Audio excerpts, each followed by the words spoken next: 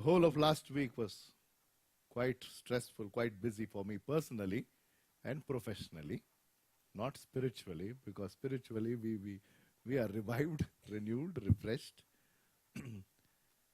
And yesterday, a lot of you have come and participated in the Harvest Festival. I will give you those details at the end. God's name was glorified. There was so much of concern about this cyclonic storm. And the prediction was that it was supposed to hit the land yesterday exactly during that time when we wanted to start the Harvest Festival. So a couple of people out of concern called up and they said, Pastor, are you wanting to change the venue? Are you wanting to postpone? Because looks like this is going to be one massive rainfall. I said, I've already announced. So all that we continue to do and we should be doing is pray and leave it for His will. And I'm so very glad that we could truly celebrate His faithfulness in our lives. In the morning I spoke about giving, not because there was less sale yesterday, there was a lot of sale. But the question that we dealt, it is in Telugu and it will be uploaded in the website. Those who follow Telugu are more than welcome to log in. A lot of people do that. The topic in the morning was, I said when we are told through great economists world over that this is a struggling economy. I'm not taking a finance class while I belong to the finance background. But that is the general trend these days. And we are all part of that. Where our income is not meeting our expenses, so to say. Whether they are genuine, justified is a different story. So when we are struggling, how do we give? And why should we give? Was the question in the morning. In the evening, I was just thinking on what should I share. And I had very little time because I had to rush back to our new premises. We are moving away from the present premises. I'm still in the corporate world. So we're going into a new facility. So people are working round the clock from yesterday morning 4, and they are supposed to do it by end of tomorrow.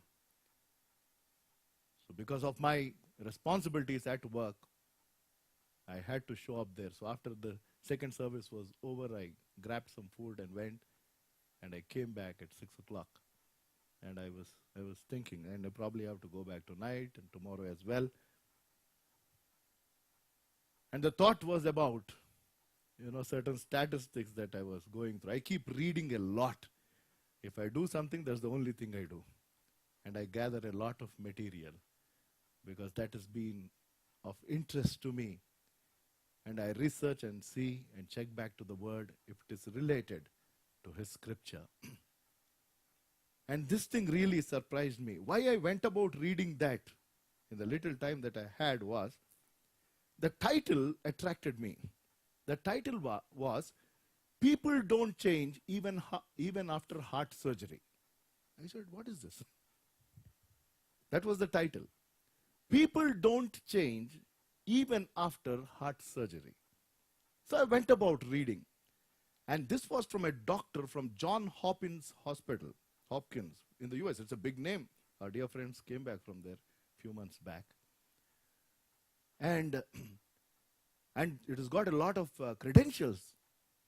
So he says, and there are a lot of statistics there. This is not a time to go through all of the statistics. We'll get into the message because the message is about heart. You should guess it by now because the whole thing that attracted me is nowadays the whole emphasis is about having a dash heart. Holy heart? No, healthy heart. Who is talking about holy heart? No? Safola talks about healthy heart. I haven't seen any oil excepting the Holy Spirit will give us a holy heart. And when we are so concerned about to keep this heart, what? Holy or healthy? Healthy. And people with heart disease show up in this hospital, I believe. There's so many things that were told, baffling statistics. He says those who are concerned about their heart, which is critical, as we understand, is 9:1. Unbelievable. That means to say that if 10 people have come for surgery of a critical heart ailment, it could be a bypass surgery, it could be something else. After, as an example, if 10 people have come, and after the surgery, one thing that is told to them categorically, whether it is America, US, America, India, wherever it is, and if somebody has a heart problem or any physical ailment, they say one word. You know what it is? Please change your lifestyle. Yes, no? Are you with me? You're all young people, so there are some people who are in the elder category. This is the main thing. Apart from the medicines, all of that at one side, they'll say, these medicines are on one side, but sir, ma'am, you need to make some changes to your lifestyle. Either it could be related to the time that you sleep or the food that you eat and so on and so forth. And statistics have proven that, research proves, that is the reason they gave that title. Even after a critical heart surgery, and after everybody was told that their lifestyle should change, 1 out of 10 goes about doing a change. 90% live the same lifestyle. Think about it. That means even death is not scaring them. Are you with me? I'm talking of pure secular physical, that nothing to do with Christianity here. Are you getting it? That is the world that you're living in. And of the many things that the Bible speaks of, one thing was clear. It is about heart. Right? God says in many verses, and we will look at a couple of them and ask this question: what kind of hearts will be healthy? I'm not going into holy. From a spiritual standpoint, if my heart needs to be healthy, what is that heart that God is expecting me to have? A heart that is focused on heaven is a simple definition. If my heart is focused on heaven, again I borrow whatever I've written as quotes from different places, and I liked it. I didn't know that there is such a wonderful definition about heart. It's not from the Bible though, but this is what is the main wonderful definition. Heart is a part of our being. There are 3 D's, and I like anywhere where there are no D's and E's and all of that stuff. Heart is a part of our being where we desire, deliberate, and decide. I said, wow. 3 words. Heart is a part of our being where we desire, deliberate. Deliberate is trying to discuss and debate. That is called deliberation. Now the biggest deliberation that is happening is about some heads, why should it's going live? Then they will think because of my accent I am Andhra. I am born in Hyderabad, I have to say I am Telangana. More than anything else, I am a son of the living God. And all of us are. So let us not get into this controversy. Because some time back somebody came up and said, sir, this is an Andhra church. I said, oh, there is something like that, is it? Now churches also will be divided on these lines, which is sad. Now don't brand me again.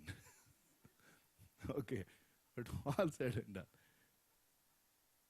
Heart is a place where you desire, you deliberate. Deliberate is talking to yourself. And then you finally take a decision. That is why in Proverbs chapter, I forgot my glass, Proverbs chapter 4 verse 23, of the many verses, due to lack of time, we'll quickly run through. Keep your heart with all diligence. I'm reading from the New King James Version. It's up there for us on the screen. It's the NIV. Above all else, guard your heart, for it is the wellspring of life.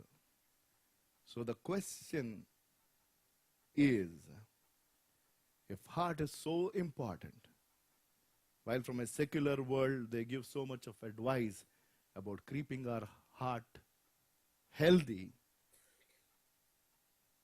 from a spiritual standpoint, how do I keep my heart? Because that is of much more importance. So we will look at four things quickly with the limited time that we have. Let us go to Colossians chapter 3, the first two verses. It is up there for us on the screen, so let us follow that for convenience. Colossians 3:1. Since then you have been raised with Christ. Set your what? It's there on the screen. Set your hearts on things above, where Christ is seated at the right hand of God. So the question, the four things that we are going to deal as a summary, the first one is, the question that we need to ask ourselves, including me, is, where are my heart's desires? Because that is what is the definition. Heart is a part of our being where we desire, deliberate, and decide. So I have to check first about my desires, because that is the starting point. And there are just only two things. One is, are their desires earthly, or are these desires eternal? That's all. There are only two categories. Where are my heart's desires? Earthly things are fragile. I have told this quote many a times, and I continue to keep telling it till you get bored. The quote is, this generation should learn to love people and use things. A lot of them have got it the other way around. This generation, most of them are loving things and using people. Some people have gone one step ahead. They are using people to get things. It is dangerous. It is disturbing. It is disappointing. And somebody said, we have so much. When I heard this, I fell on my knees and I pleaded God. And I said, Lord, forgive me.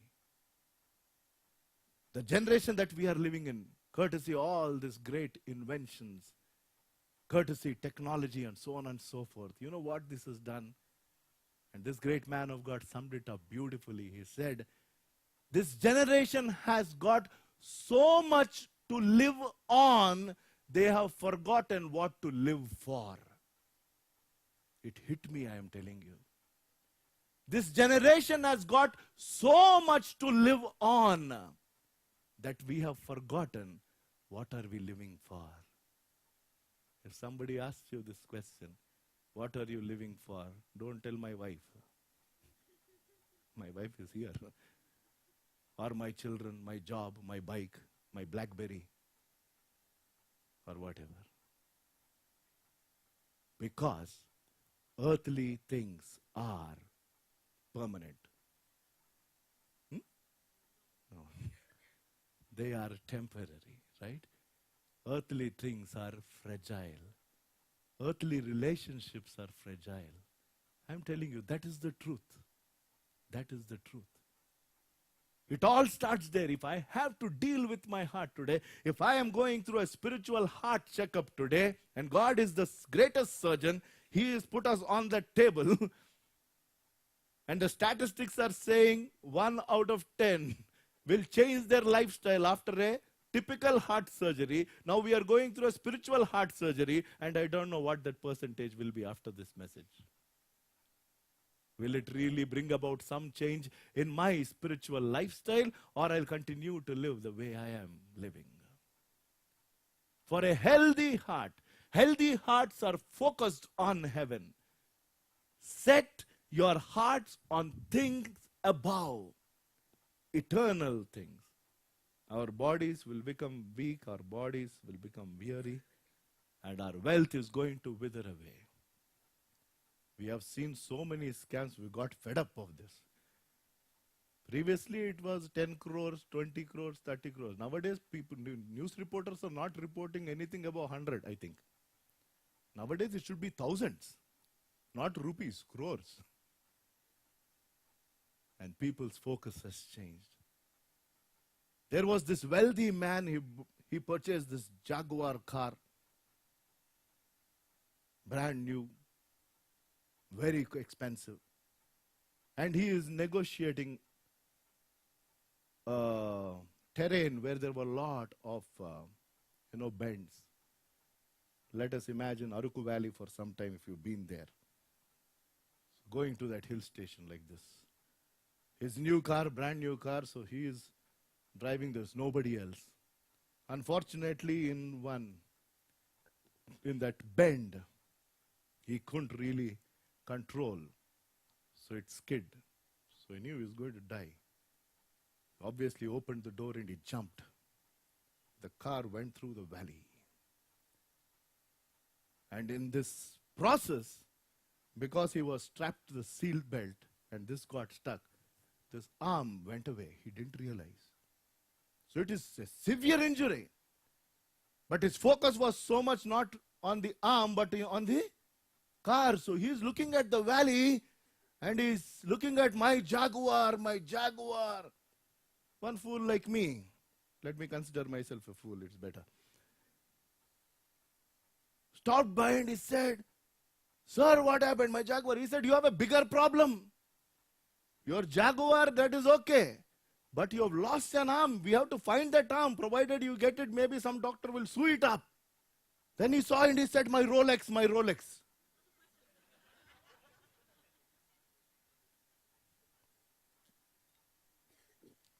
Some people are like this.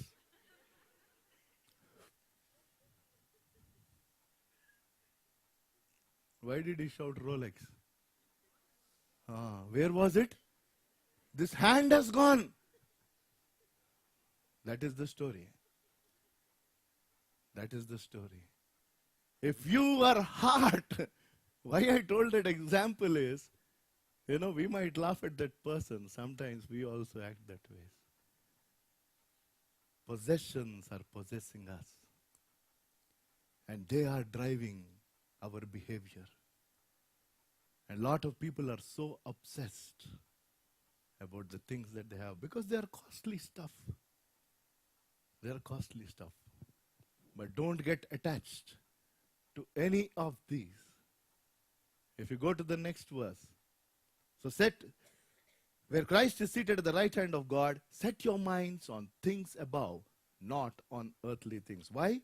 Earthly things are what? Temporary. Be it power, be it popularity, so on and so forth. I can go on. Heavenly things are forever. 2 Corinthians chapter 4, verse 18, and we will go to the second one. 2 Corinthians chapter 4, verse 18. All, not Chronicles, Corinthians, please. 2 Corinthians chapter 4, verse 18. Yeah.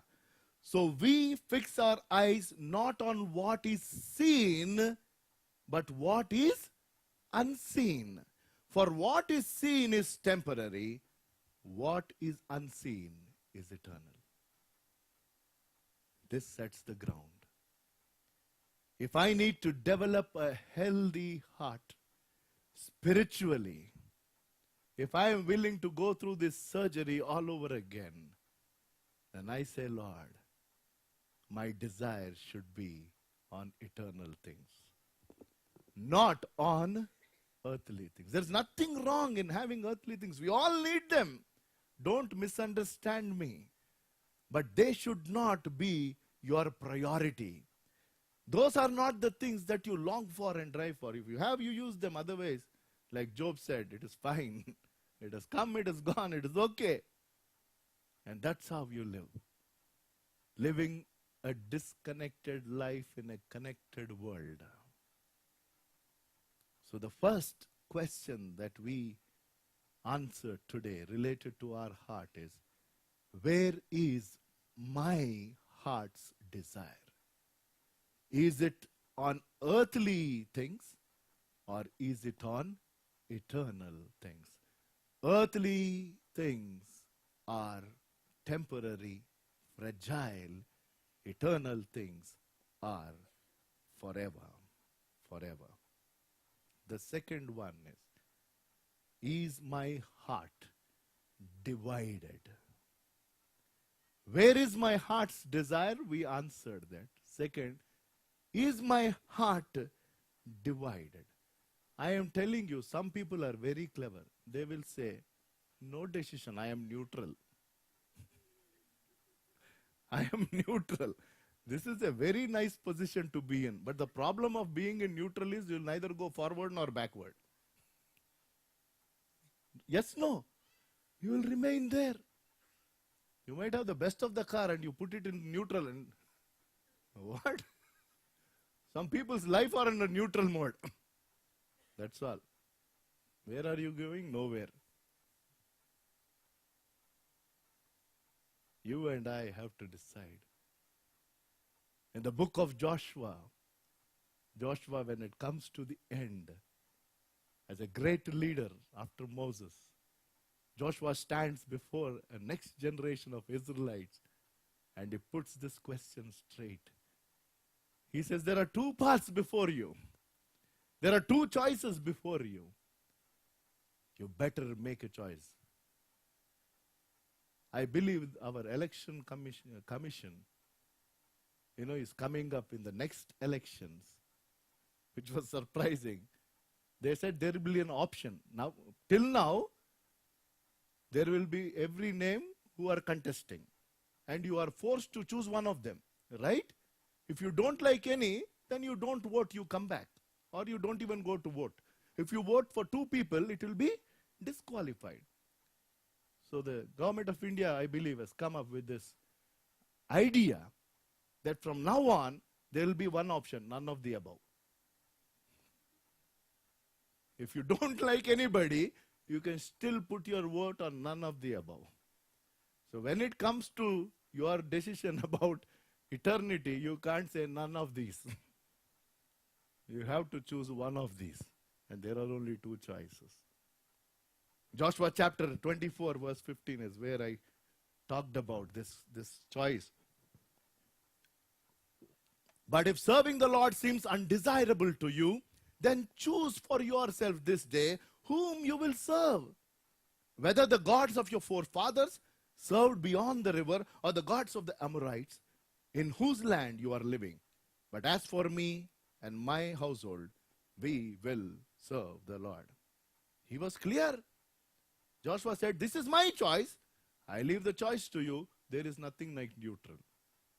And Jesus said, you cannot serve two masters. You cannot serve two masters. My heart cannot be divided and I cannot be a double-minded person. James chapter 4, verse 4 and verse 8.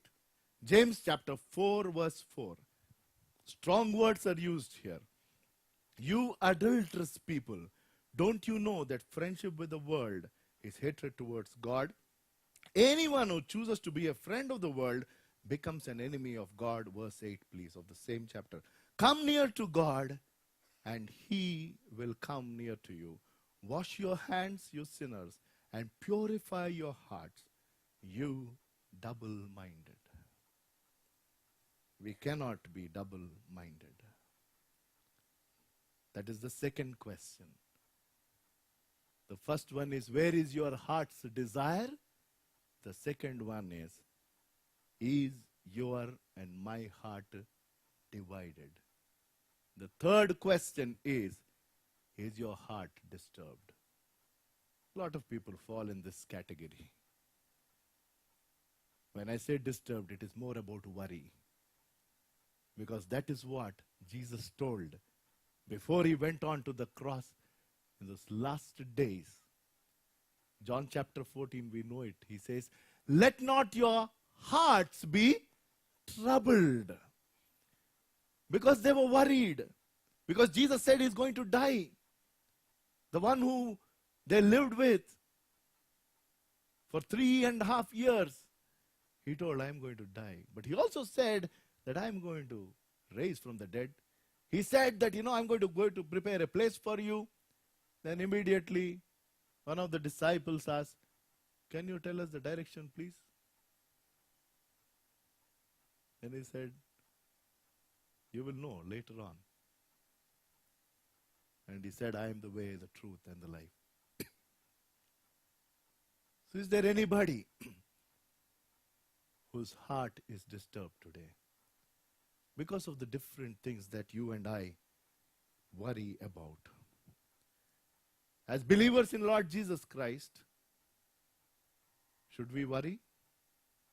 Is it good to worry or bad to worry? Have you heard my question? As believers of Lord Jesus Christ, it is wrong to worry. It is absolutely wrong to worry. And somebody said worry is worthless. Again, courtesy Google search, if you look at the statistics, they say, I don't know, I don't remember it off my head. But the things that we worry about, I believe, actually 2% or maybe less than that really happen of all the things that you worry. And the majority of them that we worry will never ever happen in our life. It is proven statistically. I'm not even talking from the Bible. Close to 50 or 60% of the things that we worry as individuals will never ever happen in our life. What are we talking of? And if I am worried, then my heart is disturbed. That is what Jesus deals on the Sermon on the Mount, Matthew chapter 6. And he deals with all those basic needs. He said, why do you worry about what do you drink and what do you wear and all of that? And he says, my Father in heaven knows that you are in need of them. And he talks about two things. He says, seek ye first. The important word in that verse is that word first. We seek him in the middle or at the end, or on a need basis. Because God is our ATM, no? Anytime. He is available 24/7. So whenever there is need, you go. He is a vending machine to give you whatever you ask. No. Seek ye first the kingdom of God and his righteousness. And he said, all these things, and he spoke about worry. All these things that you worry about, because of which your heart is disturbed, and I want your heart, that is what God is telling. I want your heart. Because this very heart, which is our part of our being, is the one that God wants it to turn to him. If God is behind anything in our life, it is our heart. Tell me, yes, no? That is what is Revelation 3:20, right? He says, I am standing at the door of your heart and I am knocking.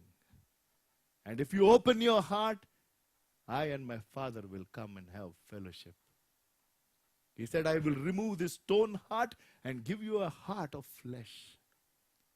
He says that I will make you a new creation, and so on and so forth. Most of us have given our hearts to God, but after that, does he have full control? Is he able to work in your life? Is he able to clear up this place, because there's already so much out there? What is the desire that you have? Is your heart divided? Is your heart disturbed today for probably things that are genuine in your life, but you still need to give it up to him and say, Lord, I know that you are in control. I don't have to worry. You are there. And it is exactly what I did after worrying for a couple of days about this weather. To be very honest in his presence, as human as I am, Friday night, I went to a place called Gatkesar, which is a little far off to speak. Saturday morning also I went. Somebody else was driving, I was in the car. And my brother calls up. He is in St. Anne's School where most of you have come yesterday evening. So they're putting up these canopies and all the stalls. He says, Anna, it is cloudy here. There is so much of breeze. Actually, the canopies, the cloth on the canopies were flying off in the morning, yesterday. I said, we are praying. Go ahead and put those stalls, that's all. And I prayed. It was cloudy towards the place I was traveling as well. And I said, Lord, today is the day. The news is telling that it is going to hit today evening. But you are in control. And I opened my eyes and there was sunshine. I said, Lord, what are you telling me? Then after that, I didn't worry. I did pray. I said, Lord, you are in control. I thank you. We will have a wonderful harvest festival. That is what I kept telling him. It was a lesson for me. The more you worry, your heart is disturbed. It is disturbed. It's a practical lesson. If you have to worry, there is a list of things that you and I can worry about. It doesn't get us anywhere. Anywhere. As children of the living God, we say, we cast all our care upon you. You are in control. So I will not worry. I will lay it at your feet. At your feet. So what is the last question that I am supposed to ask? The question which is most important is my heart holy and is my heart humble? Because that is important. I've attended a one-day conference. Ken Blanchard, you've heard that name. He's a great author. He wrote, for all those people in the corporate world, there was one small booklet that he wrote and he became very popular, after which he later on expressed his faith in Christ and is a big leadership guru. The name of that small booklet is called 1 Minute Manager. If you haven't read it, it is nice. And then he started an organization called Lead Like Jesus. It is beautiful. He presents Jesus through the lens of leadership. And he talks about what is servant leadership, because Jesus is the greatest servant leader. Do we agree that Jesus is the leader in the first place? Yes, no? He is the greatest leader. There is no doubt. And he is a servant leader. And he talks about 4 things. All 4 are H, so that's why I liked it. He speaks of he speaks about the heart of the leader. He speaks about the head of the leader. He speaks about the hands of the leader. And he speaks about the habits of a leader. And all of that is linked to Jesus Christ, and that can be related to your corporate world as well. Amazing. And when they taught about this heart of a leader, the servant's leader heart, he said, I will deal with an important word called ego. And the way he presented it was beautiful, easy for all of us to remember. He said, if you have that literal ego, because it is related to the heart. Yes, no? Ego is here. We think about ourselves as the greatest. He said, ego is edging God out. If you have ego, that means you have edged God out. Because I is dominating. And he told so many things. He said, there is another ego, which is about a humble heart. And that other ego is exalting God only. Ego. Exalting God only. We as believers of Lord Jesus Christ should have ego, but that is exalting God only. That is the kind of heart that we should have. Where is my heart's desire today? Is my heart divided? Is my heart disturbed? Or am I seeking a humble and a holy heart? Let us bow our heads in prayer for the blessed word that we received from our dear Lord. It is He who gave us this word.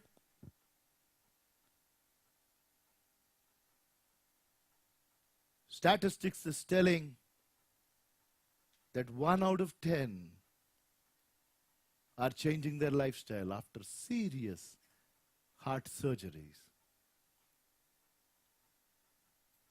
Our percentage should not be that pathetic. Because God has already given us a new heart.